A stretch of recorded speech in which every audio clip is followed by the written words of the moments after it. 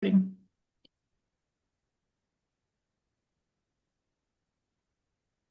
afternoon, everyone. We're just going to give it a minute for any last minute additions or right on time additions, maybe I should say.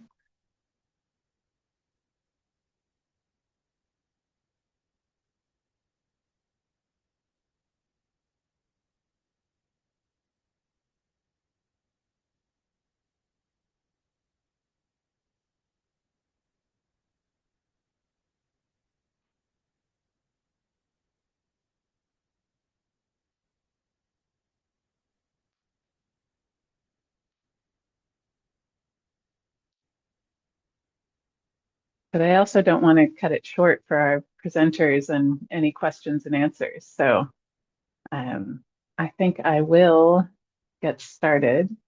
Anyone that knows me knows I get excited and have a hard time waiting. So um, thanks to everyone for joining us for today's session of the CRISM Addiction Rounds series.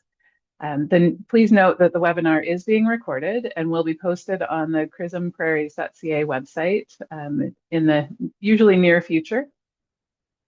I'm going to open the session with a territorial acknowledgement. The Canadian Research Initiative in Substance Matters has members from across all of Turtle Island, the land now known as Canada.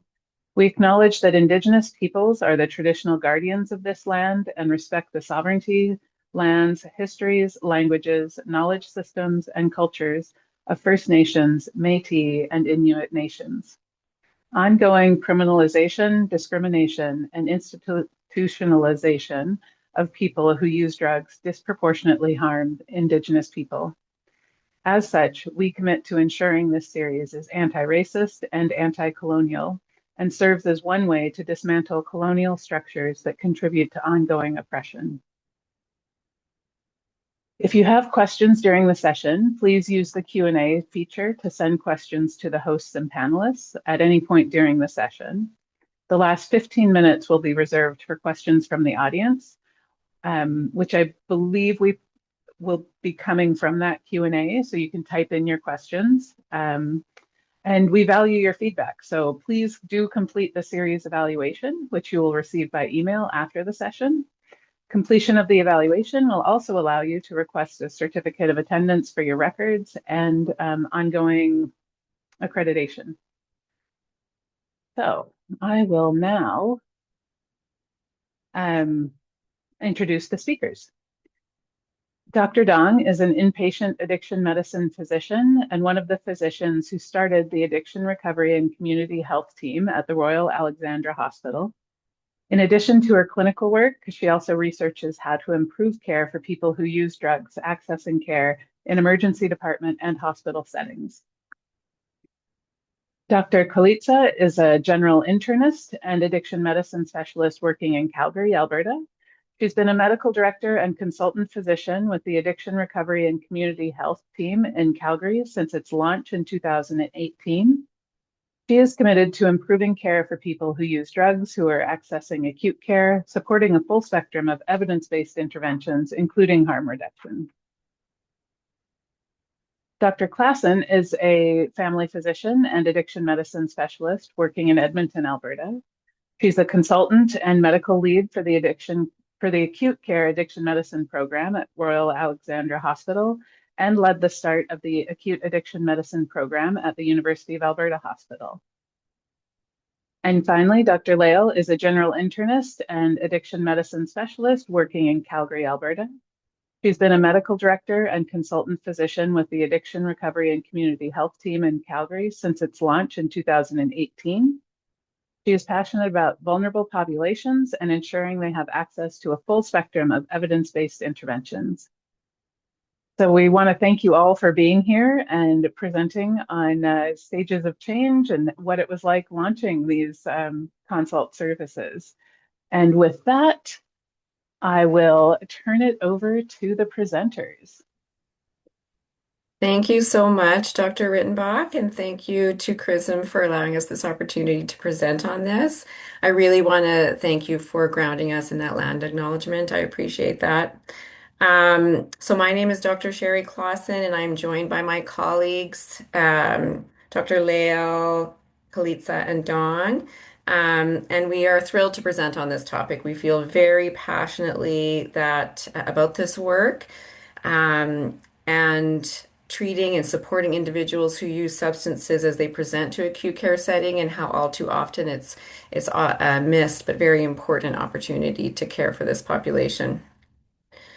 This topic, stages of change, launching a successful inpatient addiction medicine consult service, is something that actually we presented to CSAM in October in Montreal, and we presented it as an interactive workshop format. So we did adapt it for today's presentation and try to maintain some elements of the interaction. So we are going to ask you periodically through each of the stages of change to participate by contributing answers into the chat. Not too much, I promise, just a little bit. So please indulge us. Um, yeah, so these are our disclosures. They, as you can see, they primarily outline honoraria, research support, participation in various boards, and sources of clinical income. There are none that we feel require any mitigation for today's presentation. We also wanted to take a moment to do a territorial land acknowledgement, as we, each of us, come from different places in this work. Um, This work and our learning has taken place on the territory of the Nihio, Niitsitapi, Métis, Nakota, Dene, Haudenosaunee, Anishinaabe, and the Tsuut'ina First Nation. These are the lands that are now known as part of Treaties 6, 7, 8, and the homeland of the Métis. And quickly, we want to acknowledge we're missing one person in our group, Dr. Corrine Metter. She was integral in developing this presentation and the work itself. So here are our objectives for the next hour, 45 minutes plus questions. We are excited to hear from you at the end. We want to provide an overview of the stages for developing and implementing an addiction medicine service in your hospital. Review key points of each stage of the development, highlight common questions to ask and reflections to consider, and review available resources. So I'm going to pause there at the available resources because we do have a workbook that we created. It's in, I think it was sent by email to all of the registrants here.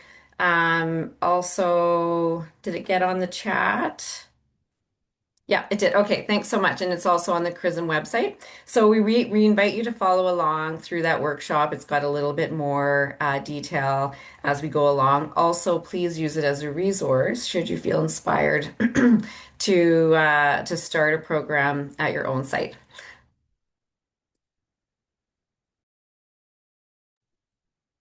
Awesome. Thanks so much, Sherrie, for getting us started. We're going to talk now about a little bit about the story of Arch and how we individually came to do this work together. So I'll start. My name is Kathryn Dong. I was an emerge doc at the Royal Alex in Edmonton, which is where this work started for me.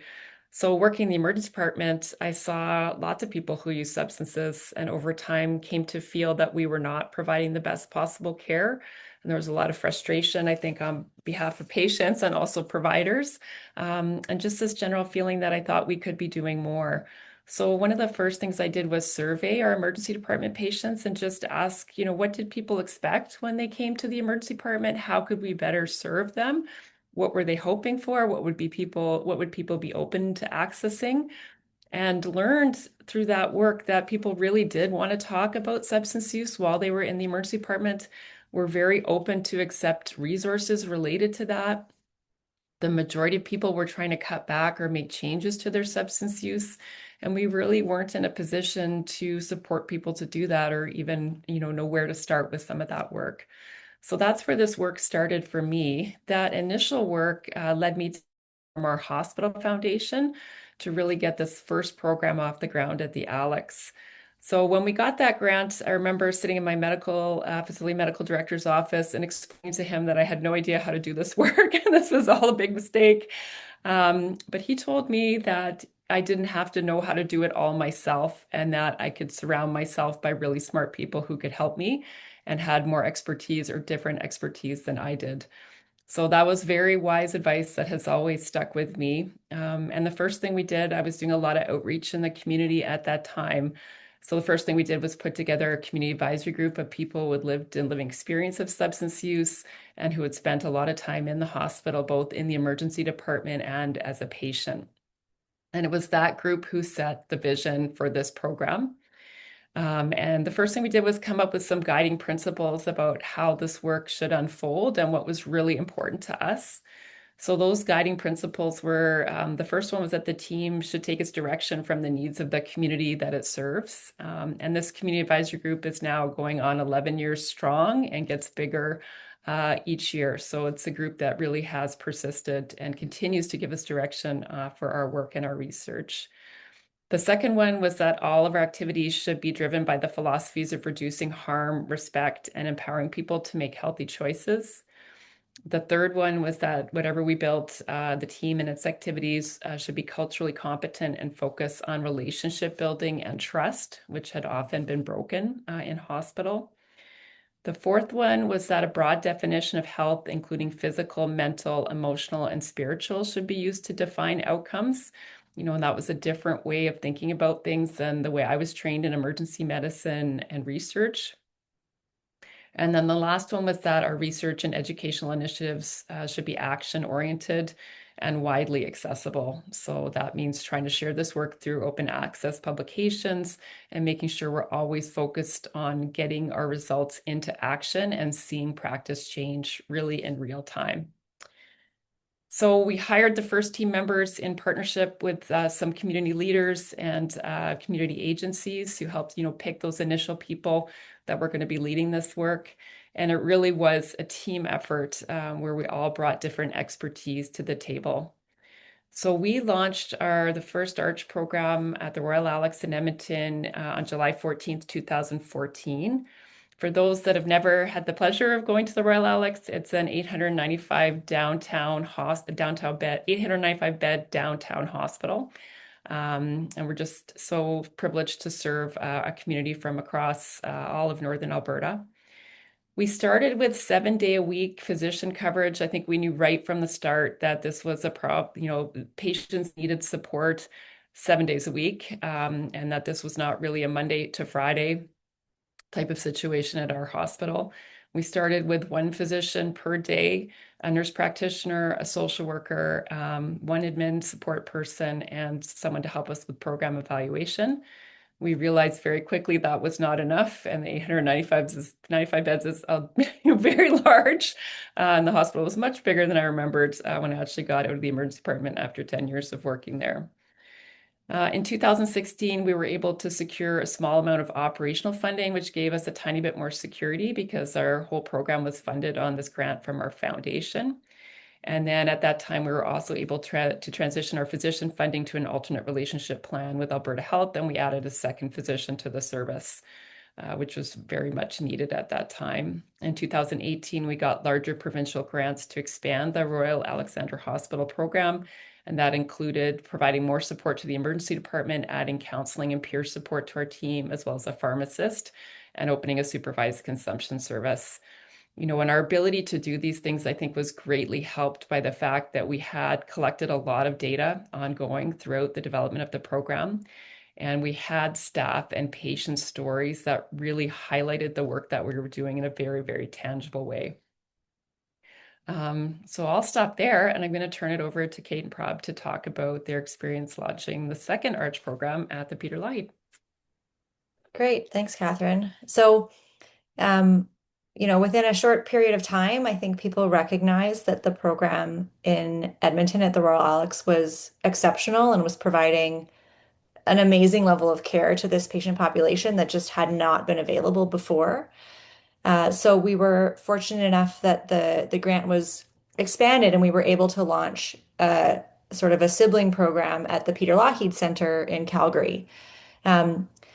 In Calgary, we don't really have a sort of true sort of inner city downtown hospital, but the PLC serves that purpose to the population that lives in that area because we're located directly on the C train. So although we're not sort of physically downtown, we do still see the same um, types of patient population. And most folks who do have substance use disorders and are accessing acute care would often end up coming to the PLC because we were an easier hospital to access. So when we launched the program in 2018, we already had the benefit of all of Dr. Dong and Dr. Metter's hard work, laying a foundation of what the program should look like. So we were able to launch with a very robust team. So we had similarly social work, addiction counseling, peer support, pharmacy, nurse practitioner, physician support. So right away we could, hit the ground running and provide patients with really excellent wraparound care and support. Um, uh, Both myself and Dr. Lail were both very early career physicians when we started the program. I had just become staff. It was my first year working. But in my training, I had had the privilege of working with the team in Edmonton and spending time with Dr. Dong and Dr. Metter to understand sort of how the program was running at the Royal Alex. And then myself and Dr. Lail both had spent a lot of time in our training at the PLC, and so really had, again, the benefit of a lot of existing relationships and connections that we could build on in that hospital setting. So again, even though we were sort of earlier in our career, we had, fortunately this foundation of understanding, of connection within the hospital, and we're able to get the program running at our own site.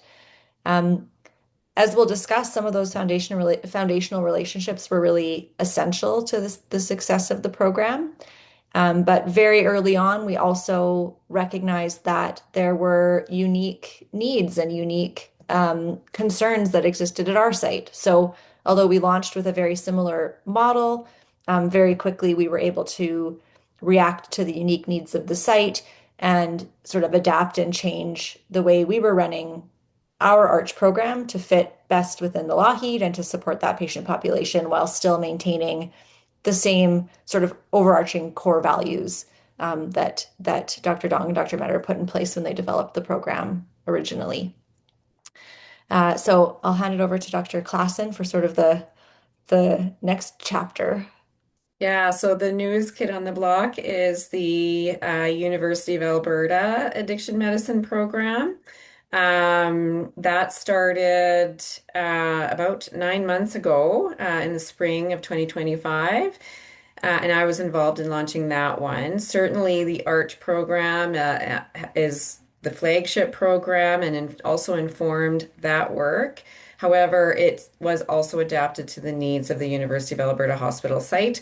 The hospital is not in the inner city, so I was told, it's going to be much different, and certainly there are differences, but the patient needs are very, very familiar.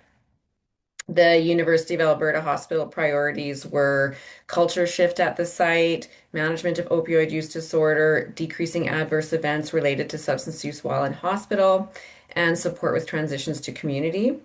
The service got started initially after years of trying to secure funding with no separate funding.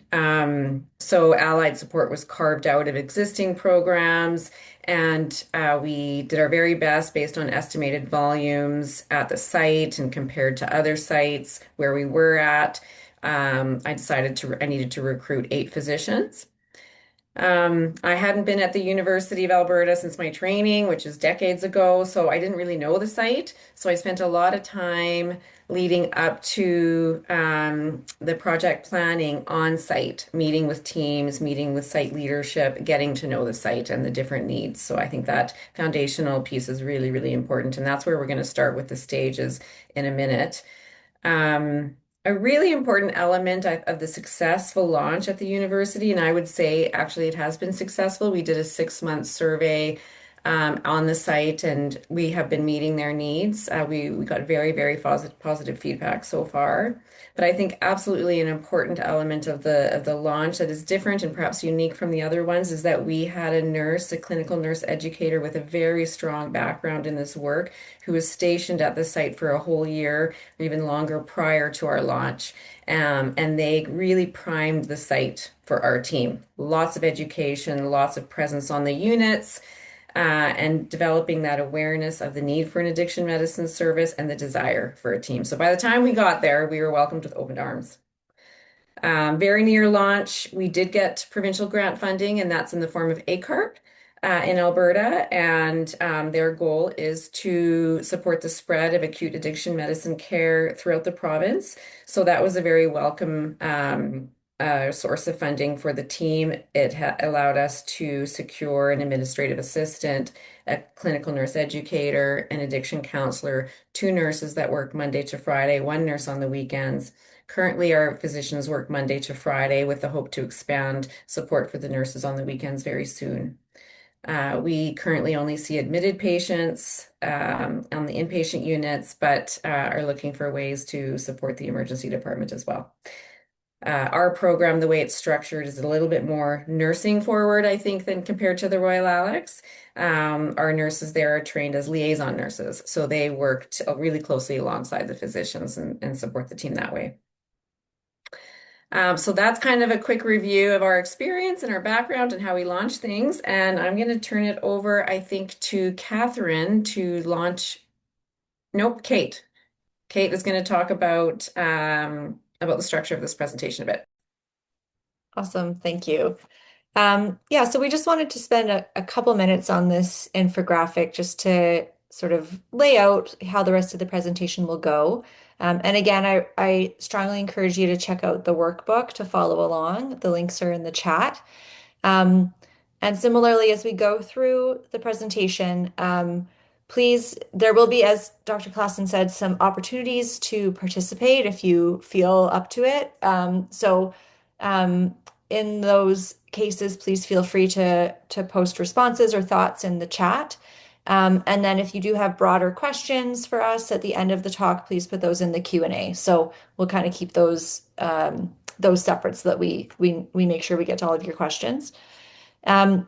So we structured this presentation along what are probably, hopefully, some familiar concepts. This idea of stages of change, where often when we're meeting with folks about their substance use, we explore where they are in this cycle. Pre-contemplative, contemplative preparation, as you can see, moving through these stages. And we thought that approach aligned pretty well with how we've experienced developing and launching these inpatient consult teams.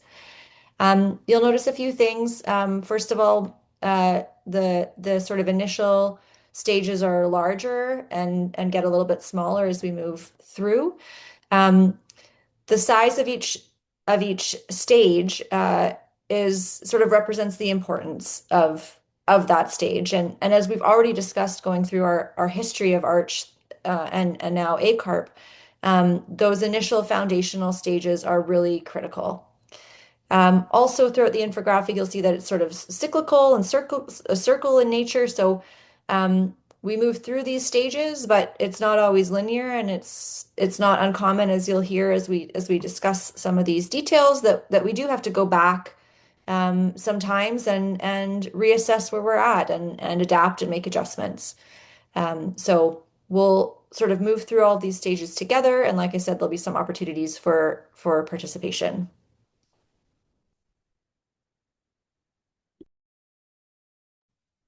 Great. Thanks so much, Kate. So I'm going to start us off with contemplation. So laying the foundation. So I think we've all talked about how important it is to have a strong foundation on which to build this work. And I think, for me, that was really thinking through the different perspectives. So considering the perspectives of those with lived and living experience of substance use who had spent time at the hospital, thinking through all the different frontline staff, and some ones you may not think of would be teams like environmental services and protective services, really important to have robust conversations across the site to understand people's perspectives and where the needs are and what the concerns might be. Education was a huge part of this. So understanding, working with our educator team, talking to hospital leadership. There are moments when you really need your leaders to stand behind you and support you, and to help you advocate. So making sure your leadership team understands why this work is important and giving them the support and information they need to advocate for you has been really important. Funding, thinking about where is this funding going to come from and how can you work with funding, different sources of funding and the funders. And also thinking about those who might not support this work or think that other types of work is more important or more urgent at the site. So speaking with those people early just to understand all the different perspectives that might influence this work was really, really important. Ongoing engagement, I also think is really critical. So as you identify local needs and work through different challenges and how you're going to handle certain situations, one of the things that really helped me and Karina and I was having advisory groups. So we talked a little bit about our community advisory group already. We also had an advisory group that the foundation, who was our initial funder, set up for us. And that included the executive directors of many of our community agencies that we needed to partner with early on. So services that were sending patients regularly to the hospital and people where we were, services where we were regularly discharging patients to. Working together at that early stage to define this work and solidify those referral pathways was really important. And that group met regularly and was really instrumental in helping me address some of the things that were getting in the way of doing this work. And that advisory group really, I self-identified as being the problem solvers. So they were the group that got the barriers out of the way and allowed this work to proceed. So very, very grateful to that work. And then we also had an advisory group made up of frontline staff and educators to help me understand, how are we going to get this work out to busy people already working at the hospital? And what were the questions coming forward from the front lines? We continued those advisory groups for at least the first 2 years. And then reshaped them a little bit as we added new initiatives to this work where we started to understand, okay, we have this, but there's still a gap here. And then we would pull together specific working groups for that. So I think laying that foundation was really critical. And then also understanding where is the need to improve care and where can you start? So what are those areas of frustration that people experience? What data do you have? Is it possible to pull together a dashboard? We didn't have that, but I can see how that would be helpful if it was accessible to you. Really engaging with the site, doing lots of presentations, attending regular meetings, starting to talk about this work was really important. As you engage with community, it's important to remember that that work requires recognition and compensation for community members. So having some initial funding to support that may be really important. And for me, it also meant unlearning a lot of what I was taught in medical school and just in life in general about how to think around some of these concepts. So going forward, I think with humility and trying to learn and trying to, really have a career in service to community and understanding what that meant has led to a lot of reflection for me. And a lot of different things that I needed to learn that perhaps weren't part of my formal training. So I think being open to that is really important. And then you start to build a coalition, just like my facility medical director told me, people will come with you on this journey and support you and bring the expertise that you need to actually see this become a reality. And then there's always going to be barriers to doing this work, time, money, stigma. So just being proactive about addressing those and understanding what those might be was also really helpful. All right, so if you're looking at your workbook, you'll see we have a page of questions there. We're going to give you approximately 1 minute to work through one of these questions. Some of the things I think it's really important to think about, and the question I'll tell you right now, the question I'm going to ask you to put your answer to in the chat at the end of the minute is who can support me to do this work. You don't have to put in names. It can be kind of positions or groups or people you think can support you. But some of the things to think through in this first phase of the work are where can you get data on substance use related hospitalizations and visits? As Sherrie mentioned, it's really important to, have an understanding of what staff and how many of them you might need. So any data you have around this could be really helpful. Who are you going to meet for coffee in the next 4 weeks? Um, just starting these conversations. How can you start to have these conversations and who do you need to talk to? Who are the local community groups that are relevant to this work? Who's going to support you? And remember, you don't have to have all the answers or know everything about this. And then what are the biggest challenges? So we'll give you 1 minute, and then when you're ready, feel free to enter your answer to number 4 in the chat, and then we'll move on.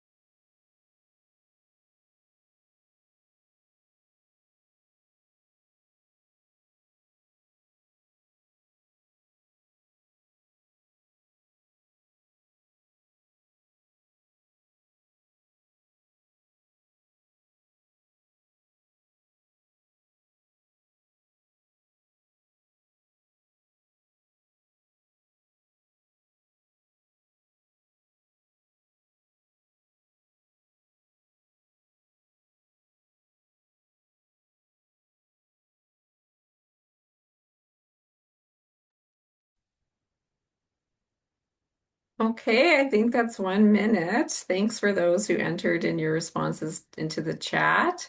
I'm going to move us along to the next stage, which is stage 2. And you can continue entering those answers in. That's great. Thanks so much. So this is the preparation stage. This is where you're actually building what the service is going to look like. So lots of details here in this preparation and building the service. And this takes many, many months of planning and meeting and preparation.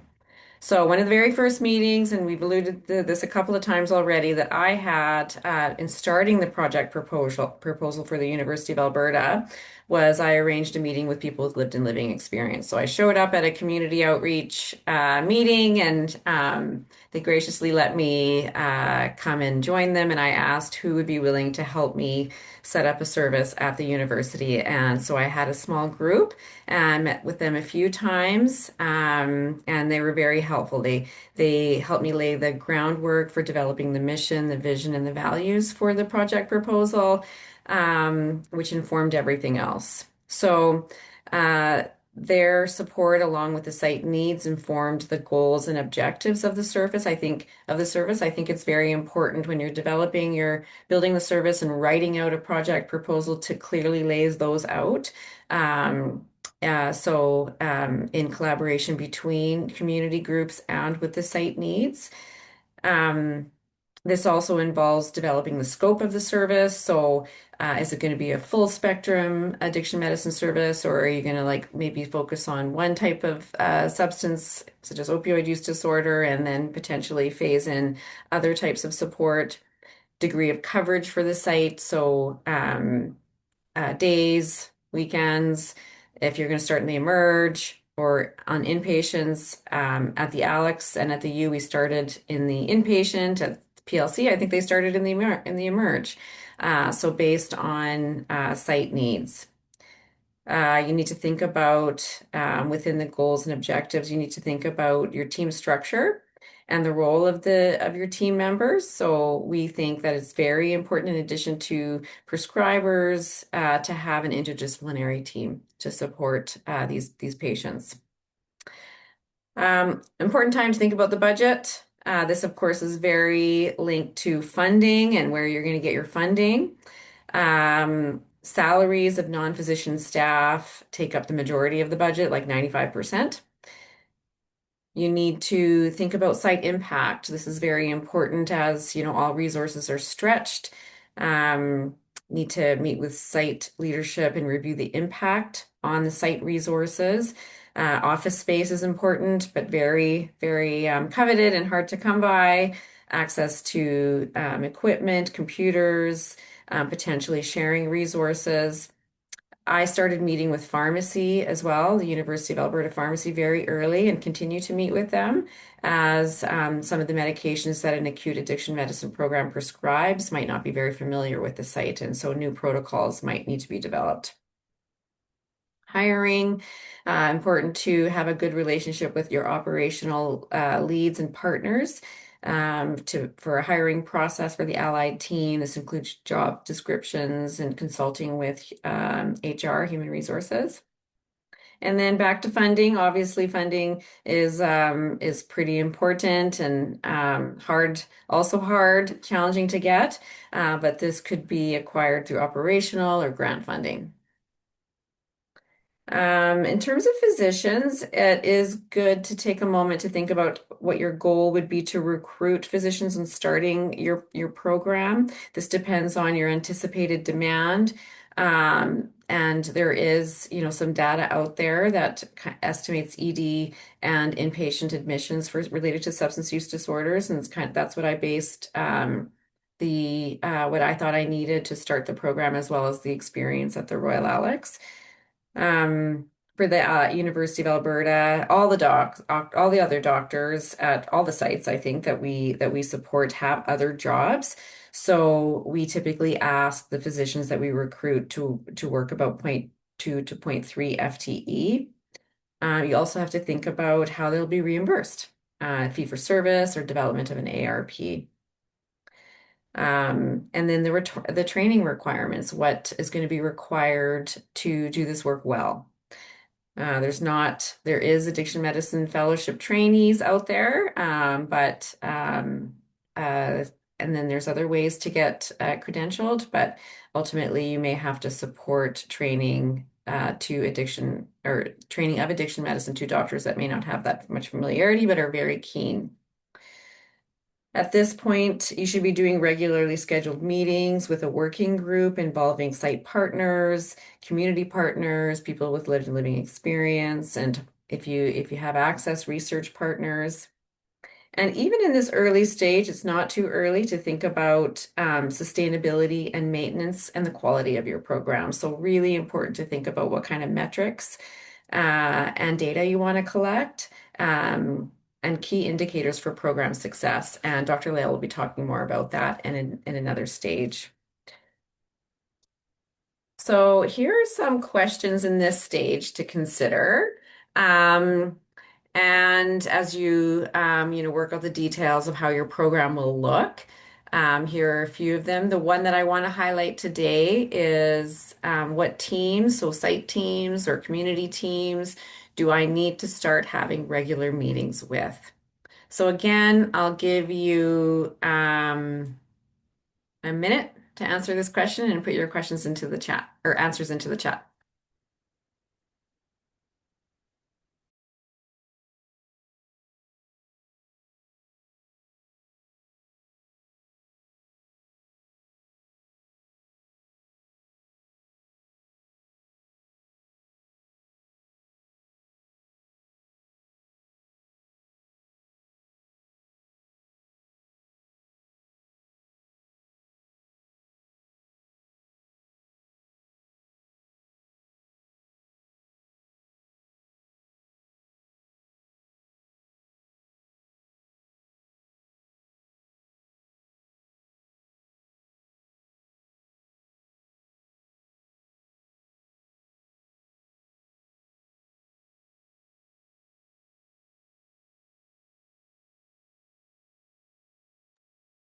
Okay, I don't see any answers, so I'm going to throw out a couple of answers and then move it on to stage 3. So people that you need to meet with are pharmacy, allied health teams at your site, including CNEs, operations, people with lived and living experience, and other community partners, funders, and other hospital teams.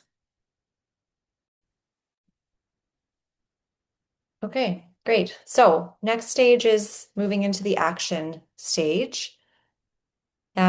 So in this stage, the focus is really on launching the service. So you've done all of the work to lay the groundwork and the first few stages. You've put in the time and energy needed to build those relationships and have a good understanding of what folks are going to want from your service, the actual patients that you're serving. So in this stage, it's really about working with the site, working with the hospital, and managing some of those early challenges that come up. So again, you've already got this strong foundation, so you want to try to be as sort of proactive and attentive as you can be during this stage. You're going to be launching a new service. You'll be doing things a little bit differently than how they've been done in the past, which is the whole point, so not a bad thing. But there will be people um, that don't necessarily understand those changes or have some questions and concerns about some of the new interventions that you'll be hopefully providing. So it's important to be checking in with those key stakeholders and meeting regularly with hospital leads. So we had a lot of support from our site. We were very lucky from both the sort of site executive level and also the facility medical director level. So we had regular meetings with those folks to discuss how things were going, how things were rolling out, and to address any barriers or concerns early on.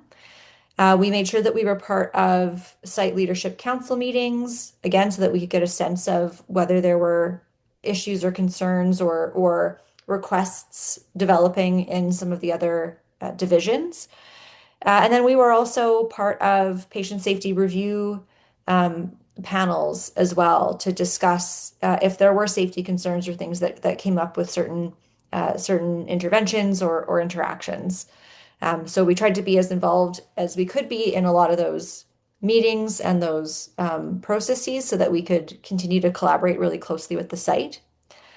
Um, and then, managing some of those early challenges was a big part of this stage. So um, I think the best approach we had was that we stayed very open and approachable, and we tried to approach any of those concerns with curiosity and patience.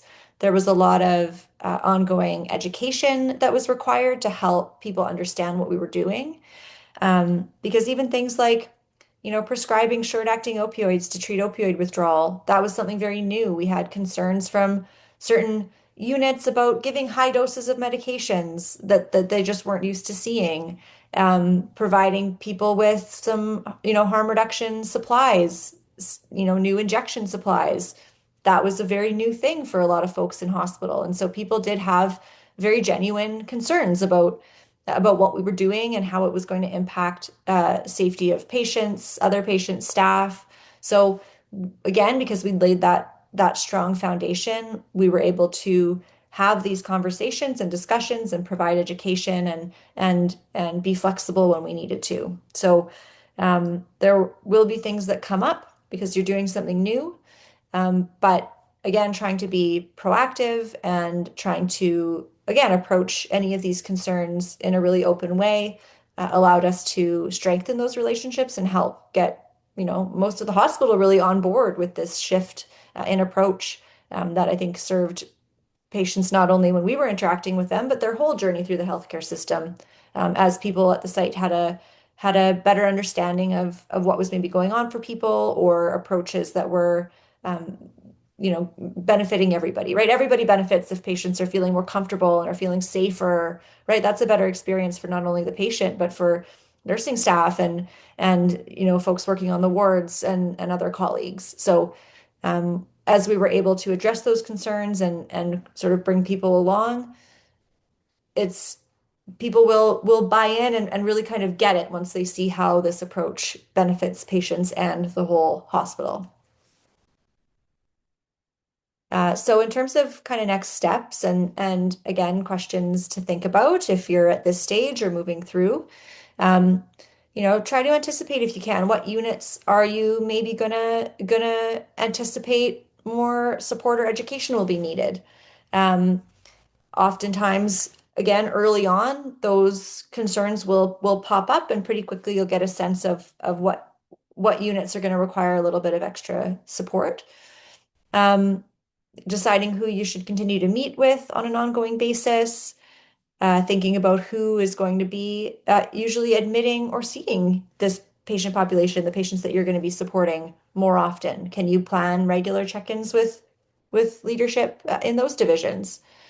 We had to think about different ways to provide guidance, to provide that support, to provide that education.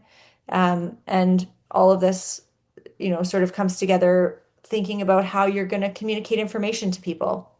And then additionally, leadership training opportunities uh, to help you develop some of those skills now that the program is launched and you're going to be working with colleagues and other healthcare providers on the ground.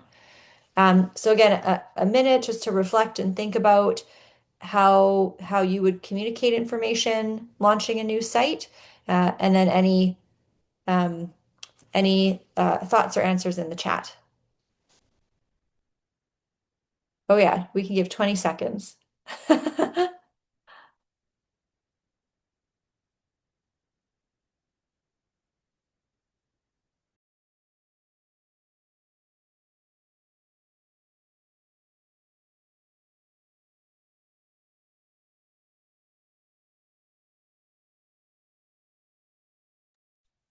So while people are thinking about that and answers are trickling in, just in the interest of time, I want to make sure we have time for questions at the end. I'll move into the maintenance and refinement stage. Um, as we mentioned at the beginning, this is an iterative kind of cyclical process. And the maintenance and refinement stage is a nice opportunity for reflection, but also for justification for funding for your program. As Kathryn mentioned at the beginning of the presentation, much of the initial piece of being able to expand was because of the degree of data that was collected. And the big part of that is to demonstrate impact. And I won't go into these specifically, but just to really think about how are we improving patient access and engagement, quality of care, system impact, and most importantly, patient-centered outcomes. And I'll add kind of, it's harder to measure, but economic improvement as well, because that's always a metric that funders and other folks really like to look at. And so really being able to collect that data and having a mechanism to do so. If you can think about that right from the beginning, we had kind of intake sheets and a really strong data team that we started with. Luckily, we had that experience from the university. From the Royal Alex to start with. And we had created that and we continued to refine it to see what we actually needed to report on. And because we were also grant funded and we were on a clinical ARP, we had specific deliverables that we had to report on, which was helpful to have, but then we added some additional ones of our own as well. We can go to the next slide here. And to really think about types of change when we're refining things. So just because you're doing things a certain way, you have to really think about, is this working? So do you need to, the drug supply has been evolving. Do we need new clinical initiatives? When we started the Lougheed, we probably saw a lot more of alcohol use in a immigrant population compared to what was seen at the Alex. So trying to think of what other teams do we need to involve with that? What do we need to do a bit differently in terms of protocols? Staffing changes.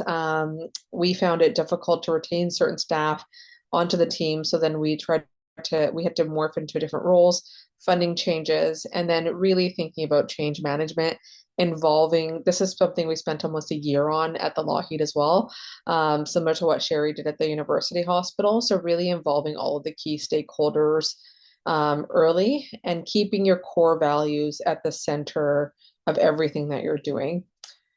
Sorry, I'm rushing through this just because we have 10 minutes remaining, but next slide here.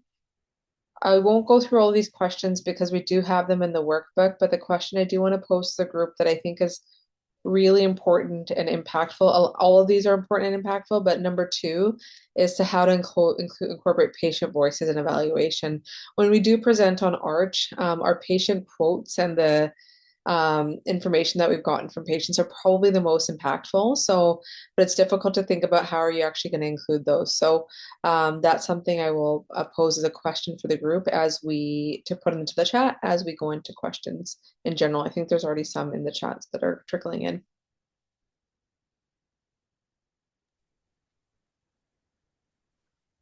So I'm going to take it that that's the last slide.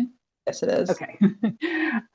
So the question Dr. Balachandra put in, I think ties into one that jumped to my mind also when you started discussing this. It feels a bit like maybe some of those celebrities that are overnight successes, but actually have been working really hard for decades to get where they are. You mentioned meeting with the EDs of the organizations and all of these leaders at the hospital. But getting that time and getting regular time can be really challenging. So, how did you start this and get people involved before you could actually show an impact? And then, Dr. Klassen, I don't know if Dr. Balachandra is interested in how you got the funding or if how you actually found the physicians to recruit or both. But this is definitely something that I think I'd appreciate if you dwell on more. I can answer the piece about recruiting the physicians at the university. It was a combination effort, and I think that might kind of answer that first part of the question too. Um, the recruitment of the physicians was a combination of connection with the my connections at the Royal Alex Hospital and the physicians on Arch, the legacy of the quality of care that Arch gave at the Alex, I think is really instrumental in attracting physicians to the program at the university. Um, at the U, site leadership actually, they had wanted to start this for a couple of years, for several years. They had started to collect a list of interested clinicians that wanted to basically, through the years, just put their hands up and say, you know what, things need to be better for care for individuals who use substances at our hospital, and what can we do? And there was rumors that this was kind of in the works. So by the time I met with site leadership, they'd already had a list of GI internal medicine docs, anesthetists, hospitalists who really wanted to contribute for the work because they just saw such a need. Um, yeah, that answers part of your question. I actually now kind of forgot about the first part of the question, but I do note in the chat that you mentioned the work and the impact, and absolutely it stems from the flagship program that Dr. Dong and Dr. Metter did many, many, many years ago. Okay, I can answer the first part just briefly. So yeah, this was decades of work before we launched the program. So it started for me as a resident, going out into community, doing lots of outreach. I had a smaller grant to start what we call the Edmonton Inner City Health Research and Education Network, or ICRIN, which is how I got to know all the executive directors of all the programs and why they were willing to support this work. And then also I think being in Emerge was really helpful because I actually knew most of the staff physicians at the hospital and had spent a decade, in my role as an Emerge physician, and they were willing to walk down this path with me. I think that would have been really hard to do if I was new to the site. So kudos to Sherrie and Kate and Prab, who did this, without the benefit of any of that, privilege and relationship that I had. So thanks. I'll add one Thank thing in terms of the first part of how do you get attention of site leadership. It's something Kathryn has actually historically said as well, which is a lot of times people in clinical medicine identify problems without solutions. And so when we started in 2018 was when it was the emergence of fentanyl poisoning at that time. And to be able to go to site leadership and our partners to come up and go to them with a solution to a problem rather than just simply the problem itself, I think was a big part of it. Because no clinician or hospital staff like to feel useless in being able to address disease, to say, here is what we're experiencing. It's going to get worse. And here's a potential solution was a big part of it. Excellent. So the second question is around sort of changes to our current political and healthcare environment. And it is different than when both of you started or all of the programs started. So the question being asked is, how did or do you keep yourselves and your teams engaged in this work when you may be coming up on constant barriers or even new barriers that weren't there when you started? And I do recognize that there's only 4 minutes, so this may be the last question. I could start with that one, and turn it over to some of the team, but um, I think just like our presentation and our infographic, this isn't a linear world that we're living in, and progress never follows a linear track. And in addition to that, I think doing this work for so long, you realize no matter what's happening at a government or policy level, um, providing care to the patient is always at the center of what you do. And so, no matter what's happening from a policy standpoint, when you're at the bedside and you're looking a patient in the eye and they're in withdrawal or they're feeling hopeless, I mean, at the end of the day, that's what keeps you going. But I will let other people speak as well. Yeah, recently at the Alex, we have had a lot of change. We had the closure of our supervised consumption site. And in that time, there's a lot of thoughts, and that was a big change that we had to face because we knew it impacted the quality of care of our patients at the site. I'd asked the site leadership, Dr. Colin Peterson, to come and say a few words about the culture and the impact of what a program like that, supervised consumption site, and the lasting impact on culture that it has had at the Alex. And I thought that was really meaningful just to ground us that even though we lost a really important and evidence-based and valuable service, it still had an impact on the site in terms of culture and how we care for patients at the Royal Alex. So that was a good reminder for us when we faced a lot of change and feel like we face barriers. Anybody else want to add anything?